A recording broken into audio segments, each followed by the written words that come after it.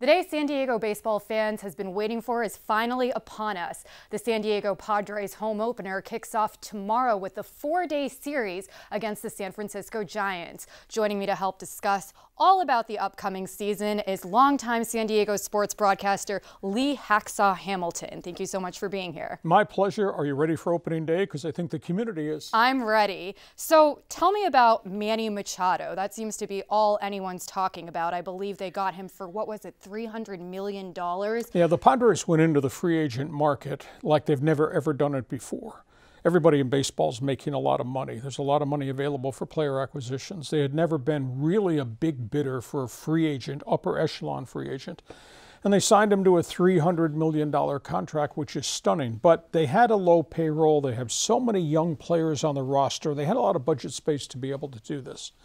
Manny put up unbelievable numbers with the Baltimore Orioles in a really bad situation. Got traded to the Dodgers at the end of the season because Baltimore knew they could not re-sign him. And the Padres jumped in and paid a lot of money. Big-time player, big-time production. Big-time expectations too, right? And we'll have to see if he's got big-time leadership capabilities because he's never shown that before. But the guy has put up phenomenal numbers as almost a perennial all-star, and he's only 26 years of age. So, do you think that's changed the mood leading up to the home opener? We've had so many bad years here in San Diego, and one playoff win in a decade. The fans believe in this ownership. The ownership has poured a lot of money into the farm system. We're starting to see some of the really good young players here.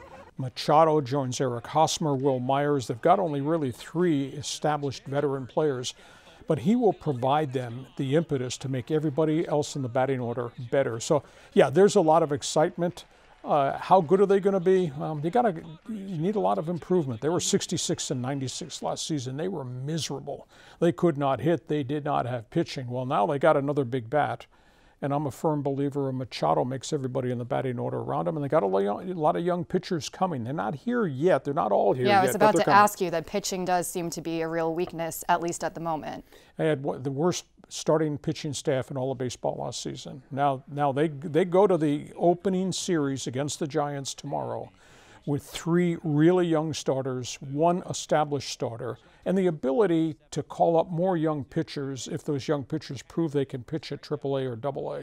So the upside of this franchise right now is right there in front of us, which is a lot better than we've had in the rearview mirror. And you kind of touched on this already, but what else has management done to really rebuild the team? 3 years ago, they made a commitment to do what the Houston Astros, the Chicago Cubs, Tampa Bay, Kansas City did. Poured a lot of money into the farm system. They spent $105 million over the last 3 summers to draft and sign college players, high school players, and then they went into the international market, signed a lot from Latin America and Cuba.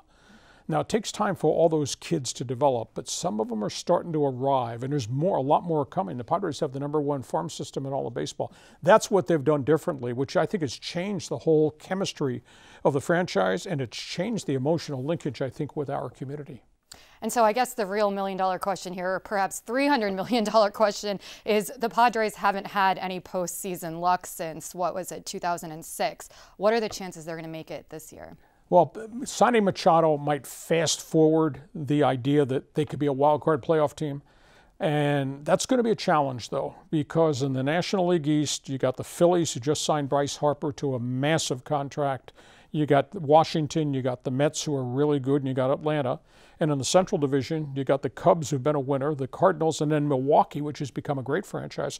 So there's only 2 wild card spots. So a lot of things have to fall for the Padres to be a wild card team. But anything is better than 66 and 96. If they could get this year to 80 wins, that'd be an accomplishment, because we know a year from today, there are going to be a lot more young pitchers that will be arriving at Petco Park. So the future looks bright. The arrow is definitely pointed up. The first pitch is at 1:10 tomorrow. Thank you so much for chatting with me. Play ball. My pleasure.